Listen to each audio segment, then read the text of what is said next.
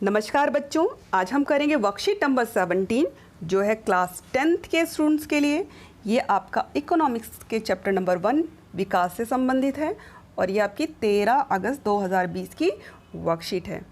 पिछली वर्कशीट में आपने जाना था कि विकास किसे कहते हैं, ठीक है। तो विकास को अगर हम डिफाइन करें तो विकास केवल एक लक्ष्य नहीं है बल्कि लक्ष्यों का मिश्रण है। तो विकास का मतलब ये नहीं है कि सिर्फ आय ज़्यादा आय हो गई तो आपका विकास हो गया, नहीं। तो विकास का तात्पर्य केवल आय नहीं है, लोग अपनी सुरक्षा, समानता, शिक्षा और स्वास्थ्य इत्यादि की भी आकांक्षा रखते हैं कि वो चाहते हैं उनको ये सारी सुविधाएं भी मिले, ठीक है। तभी वो अपने आप को मानेंगे कि उन्होंने तरक्की की है, उनका विकास हुआ है। अब देखते हैं इस वर्कशीट में क्या है। इस वर्कशीट में हम देशों के विकास की बात करेंगे। दिए गए अनुच्छेद को पढ़कर उत्तर दीजिए। देश के विकास की तुलना करने के लिए उनकी आय यानी आमदनी की जानकारी महत्वपूर्ण है। अब देश की आय कितनी कैसे पता चलती है? देश के जितने भी कमाने वाले नागरिक हैं उन सब की आय को जोड़ करके देश की आय निकलती है, ठीक है। अब बात करते हैं आगे कि जिन देशों की कुल आय अधिक है वह कम आय वाले देशों से अधिक विकसित समझे जाते हैं। यानी कि जिन देशों की कुल आय जो है बहुत ज़्यादा निकलती है वो उनकी तुलना में ज़्यादा विकसित और ज़्यादा संपन्न या अमीर समझे जाते हैं जिनकी आय कम है। लेकिन इस तुलना में कुल राष्ट्रीय आय इतना उपयुक्त माप नहीं है, ठीक है, क्योंकि देशों की जनसंख्या अलग अलग होती है और इससे प्रति व्यक्ति आय पता नहीं चलती। तो पहले ज़रा इसको समझ लेते हैं कि इसका मतलब क्या है। तो इसको एक उदाहरण से समझते हैं। एक परिवार है क, एक परिवार है ख, ठीक है। ये जो परिवार है इसकी महीने की जो पूरी फैमिली में जितने भी मेंबर कमाते हैं सबका मिला करके जो आय बनती है वो बनती है 40,000 रुपये, ठीक है। और जो ख परिवार है उसकी महीने में जो आय बनती है वो 30,000 रुपये बनती है। जो भी इनके फैमिली मेंबर कमाते हैं सबका मिला करके इनका महीने का 30,000 रुपये इनके घर में आता है। अब आप बताओ कौन ज़्यादा संपन्न है या विकसित है या अमीर है? आप कहोगे क फैमिली। क फैमिली के पास तो ज़्यादा जो है महीने में तनख्वाह आती है। लेकिन अगर मैं कहूँ कि इस फैमिली में 10 मेंबर हैं और इस फैमिली में सिर्फ 3 मेंबर हैं तो क्या आपका जवाब सेम होगा? क्योंकि अगर हम यहाँ पर देखा जाए 10 मेंबर में इस आय को बांटा जाए तो हर मेंबर को 4,000 रुपये खर्चे के लिए मिलेंगे। और अगर यहाँ पर हम देखें तो हर व्यक्ति को यानी इस फैमिली के जो मेंबर हैं उनमें हर एक को कितने रुपए मिलेंगे? भाग करो उसको 10,000 रुपये। तो अगर इस तरह से तुलना करेंगे तो पता चलेगा कि ख परिवार जो है वो ज़्यादा संपन्न है, भले उसकी फैमिली इनकम जो है वो महीने में कम आ रही है, ठीक है। तो इसी तरह देश का भी होता है कि देश की अगर जनसंख्या ज़्यादा है और उसकी इनकम भी ज़्यादा है तो हो सकता है कि जब हम उसमें प्रति व्यक्ति आय निकालें तो वो दूसरे देश की तुलना में कम निकले, है ना। तो इससे तो फिर वो दूसरा वाला देश जो है वो ज़्यादा विकसित समझा जाएगा। अच्छा, इसीलिए औसत आय से तुलना की जाती है ना। मैंने कहा ना, जैसे हमने फैमिली की इनकम की तुलना फिर बाद में किससे की? उनकी औसत आय कि हर व्यक्ति को कितना खर्चे के लिए रुपए मिलेंगे, उससे तुलना हुई। तब पता चला कि जिसको ज़्यादा पैसे थे जिसके पास वहाँ तो प्रति मेंबर को कम मिल रहा है। ऐसे ही देशों की तुलना करने के लिए भी हम वहाँ पे औसत आय निकालते हैं। और औसत आय कैसे निकालेंगे? सेम वही तरीका है। देश की कुल जितनी भी इनकम है, देश की कुल आय को हम भाग कर देंगे किससे? जितनी भी जनसंख्या है उससे। इससे हर एक व्यक्ति की जो है आय निकल आएगी, हर एक के हिस्से में कितने पैसे आएंगे, ठीक है। तब तुलना होगी, तब सही में पता चलेगा कि जिस देश के प्रति व्यक्ति आय जो है ज़्यादा होगी इसका मतलब वो देश ज़्यादा विकसित है या संपन्न है, ठीक है। तो ये तरीका बता दिया मैंने औसत आय निकालने का। औसत आय दोबारा से बता देती हूँ कैसे निकलती है। औसत आय और प्रति व्यक्ति आय सेम बात है, ठीक है। दोनों ही एक ही नाम है, इसमें कंफ्यूज नहीं होना। कैसे निकलेगा? देश की कुल आय और इसको भाग किससे करेंगे? देश की कुल जनसंख्या से। तो ये निकल जाएगा तुम्हारा औसत आय या प्रति व्यक्ति आय। अब इसमें भी एक प्रॉब्लम है। विश्व बैंक के विश्व विकास रिपोर्ट में इसी को आधार बनाकर देशों को निम्न आय वर्ग और मध्य आय वर्ग या उच्च आय वर्ग या समृद्ध देशों में बांटा जाता है ना। तो उसी में वो तुलना कर लेते हैं कि कौन से देश में प्रति व्यक्ति आय कम है, वो निम्न आय वर्ग में आ गया, और जिसकी आय जो है ना कम होती है ना ज़्यादा होती है प्रति व्यक्ति आय, वो मध्यम आय वर्ग में आ गया, और जिसकी बहुत ज़्यादा होती है प्रति व्यक्ति आय यानी प्रति व्यक्ति के हिस्से में बहुत ज़्यादा पैसे आ रहे हैं, वो उच्च आय वर्ग में हो गया। और जिन देशों में तो बहुत ही ज़्यादा मतलब प्रति व्यक्ति आय होती है, वो समृद्ध देश, जो विकसित देश माने जाते हैं, अमीर देश माने जाते हैं, है ना। जैसे यूरोपियन कंट्रीज़ को माना जाता है, अमेरिका को माना जाता है कि ये लोग जो है समृद्ध और अमीर देश हैं।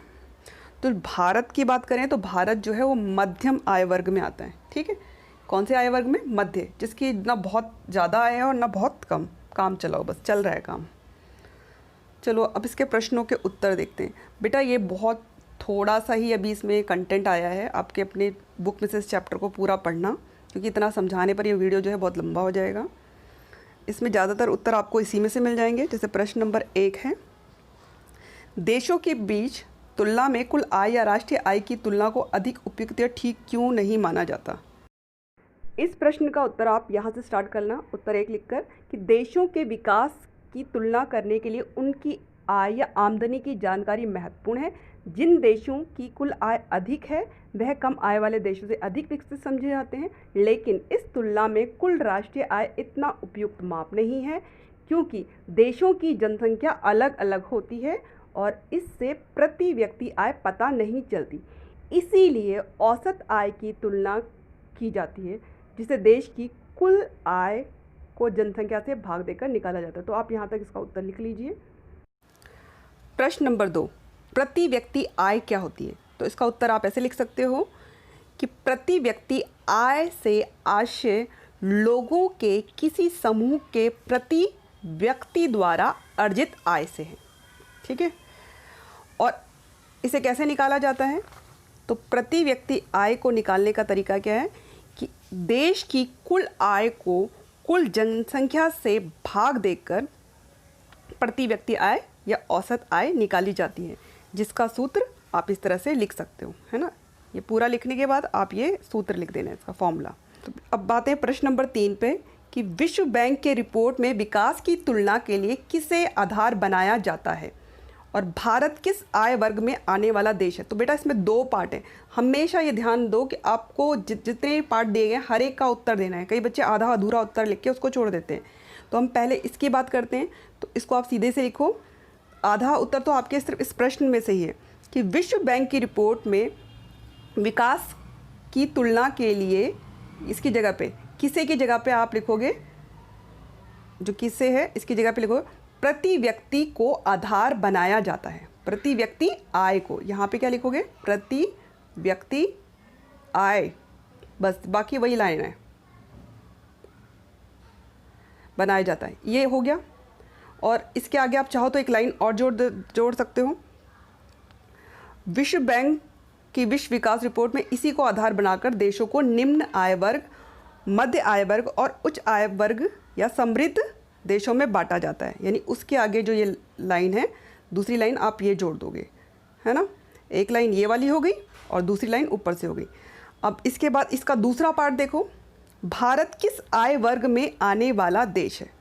तो इसका उत्तर होगा भारत मध्य आय वर्ग में आने वाला देश है। तो आपका प्रश्न नंबर 3 का उत्तर हो गया। अब आते हैं प्रश्न नंबर 4। ये बेटा तुम्हारा प्रैक्टिकल बेस्ड क्वेश्चन होते हैं, अपनी नॉलेज का आप किस तरह से उपयोग करके इन प्रश्नों का उत्तर देते हो, ठीक है। किसी देश की कुल आय का बड़ा हिस्सा कुछ ही लोगों के पास हो तो औसत आय भी सही स्थिति नहीं दिखा पाती, सोचिए कैसे, ठीक है। इसको मैं आप अच्छे से आपको उत्तर जो है मैंने लिख के रखा आपके लिए, उसके माध्यम से आपको बताती हूँ ताकि आपको समझ में आ जाए। तो इसका उत्तर आप ऐसे लिख सकते हैं, यदि किसी देश में कुल आय का बड़ा हिस्सा कुछ ही लोगों के पास हो तो औसत आय अर्थात प्रति व्यक्ति आय से देश के लोगों की सही आर्थिक स्थिति का पता नहीं चलेगा। इस बात को हम एक उदाहरण के माध्यम से समझ सकते हैं। एग्जाम्पल बहुत बड़ी चीज़ होती है बेटा, एग्जाम्पल आप तभी दे सकते हो जब आप उस कंटेंट को अच्छे से समझते हो, और आप उदाहरणों का प्रयोग ज़्यादा से ज़्यादा किया करो, क्योंकि इससे पता चलता है आपको सही में वो बात समझ में आएगी, क्योंकि जिसको समझ नहीं आती वो एग्जाम्पल नहीं दे सकता, ठीक है। तो इस बात को हम इस उदाहरण के माध्यम से समझ सकते हैं। यहाँ उदाहरण दिया हमने, मान लीजिए एक देश का है जिसमें 6 नागरिक हैं, है ना। आसान बनाने के लिए हमने ऐसा किया है। और जिनकी मासिक आय की तालिका नीचे दी गई है। ये है नागरिकों की, ये 6 नागरिक हैं, उनकी मासिक आय दी है। नागरिक एक 500, ये भी 500, ये 1000 रुपये कमाता है, ये 500, ये 47,500, ये 40,000 रुपये, है ना। और ये देश के नागरिकों की आय है रुपयों में। अब इसके हिसाब से अगर हम देखें, ठीक है, तो इसमें जो औसत या प्रति व्यक्ति आय जो निकलेगी देश के नागरिकों की, वो क्या निकलेगी, इसको आय लिख देना, ठीक है, औसत आय। देश की औसत आय और प्रति व्यक्ति आय एक ही बात होती है, बार बार बता चुकी हूँ। कैसे निकालेंगे, पहले इन सब की आय को जोड़ लो। मैंने जोड़ लिया है, तो ये 90,000 आया था, ठीक है, आसान है जोड़ना, आप जोड़ लोगे। और फिर कितने नागरिक हैं, जनसंख्या कितनी है, 6, है ना। कुल आय को हम क्या करते हैं, जनसंख्या से भाग करते हैं। जनसंख्या से भाग करने पर हमारे पास कितना आया, 15,000।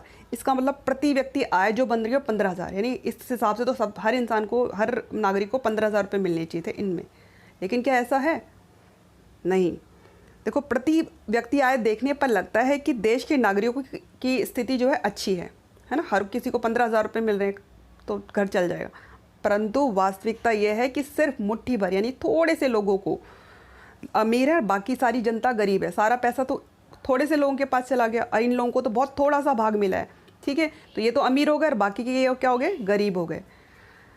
तो इसकी अगली लाइन आप इस तरह से लिख सकते हो, इसीलिए यद्यपि औसत आय तुलना के लिए उपयोगी है, लेकिन इससे यह पता नहीं चलता कि यह आय लोगों में किस प्रकार वितरित है, मतलब लोगों के हिस्से में क्या और कितना आया है। क्योंकि सबके हिस्से में अगर बराबर नहीं आएगा या बहुत ज़्यादा अंतर नहीं होना चाहिए, तब तक देश के सभी नागरिकों की स्थिति जो है अच्छी नहीं समझी जाएगी, ठीक है। और हमारे देश में भी यही प्रॉब्लम है कि हमारे यहाँ भी आय का असमान वितरण है। बहुत थोड़े से लोग, तो मतलब मेरे 5% लोग तो ऐसे हैं जो 60-70% देश की जो संपत्ति है उस पर कब्जा करके बैठे हैं, और बाकी बहुत थोड़े से लोगों को ही, मतलब बहुत ज़्यादा लोगों को बहुत थोड़ा ही हिस्सा जो है देश की आय में से मिल पाता है। तो आप ये जो उत्तर हैं इनको अच्छे से पढ़ के समझ के लिखिएगा, ठीक है। और लाइक्स और कमेंट्स करने के लिए बेटा आपका थैंक यू। और मन लगाकर पढ़िए ताकि आपके अच्छे नंबर